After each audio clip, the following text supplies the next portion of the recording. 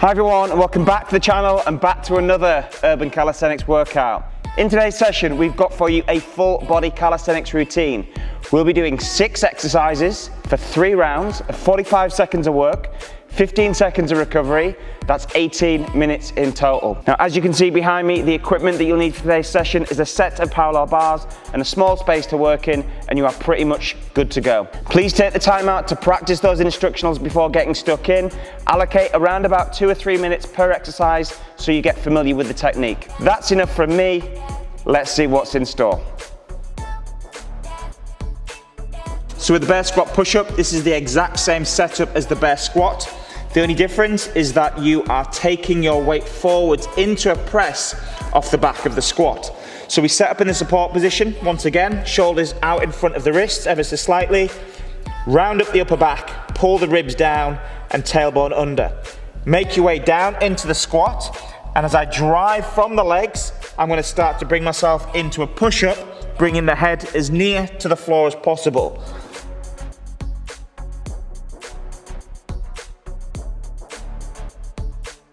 Just make sure you're turning the arms into the body as you make your way down into that press.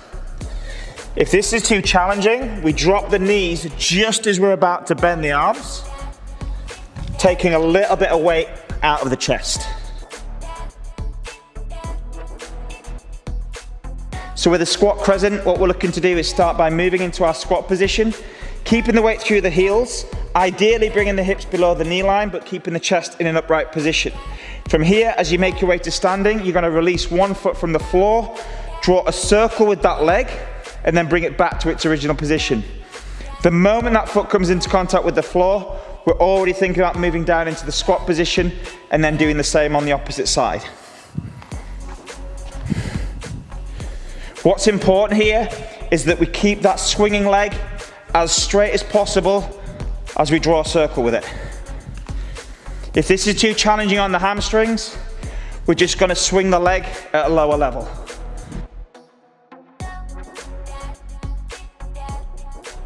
So for our P-bar dip to leg raise, you're going to get yourself into a support position, making sure that the hips are level to the arms, legs are nice and straight and shoulders are packed down.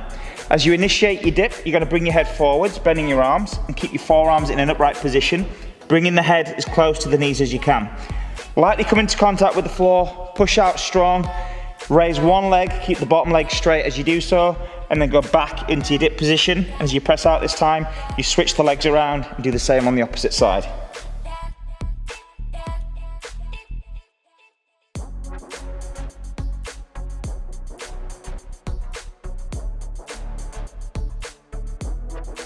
So for the forehead to W, we're going to take through 2 positions. One is the forehead, one is the W. From here, we're going to start with the hands on the side of the head, bring the elbows up as high as possible, drive the ribs into the floor and eyes go forwards. From here, we're going to scoop down, and as you do that, you're going to release the hands from the head and move into the W position. Now with the W position, you want to get your hands as high as possible so they're sitting above the line of the elbows. Once you hit that position, again, you scoop down to go back to the forehead, and every time you're trying to push the range on the elbows when you're in the forehead and the range on the hands when you hit that W position. So with our jump throughs, we're going to start you in a support position, keeping the shoulders slightly in front of the hands, shoulders separated, ribs down and tailbone pulled under. The intention will be to jump through the bars and to land in an L, but we need to make sure that the hips land pretty much in line with the hands. Otherwise, the legs are going to feel heavy when they land. So I'm going to soften the knees ever so slightly, hop through, extend the legs, and notice how I keep the hips in line with the hands. The shoulders are packed down in this position and stacking the hands in the L. From here, I'm going to lean forward slightly, bringing the knees into the chest to move back into the support position.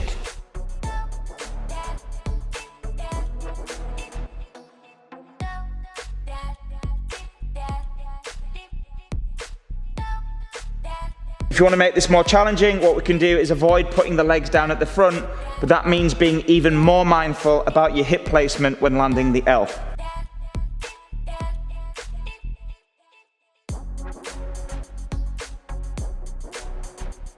So for our squat to pro, we're going to start by moving into our deepest squat, keeping the weight on the heels. From here, we're going to think about weight shifting to one side, and as we do so, that hip will start to make its way up slightly. Now I'm going to focus on the other leg, and I'm going to lean to the side, keeping the chest in an upright position, extending that leg. Once the foot gets to the floor, I'm going to slide it back in, drop down into the resting squat, and do the same on the opposite side.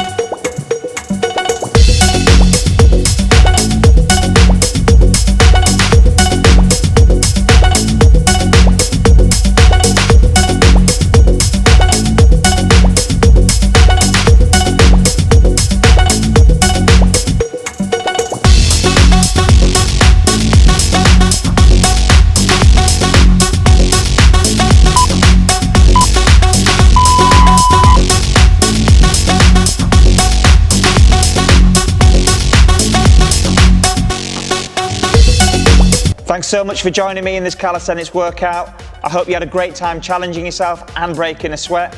If you did find this workout useful and beneficial, please give me a like. Keep up the great work, stay motivated, and I'll see you on the next workout.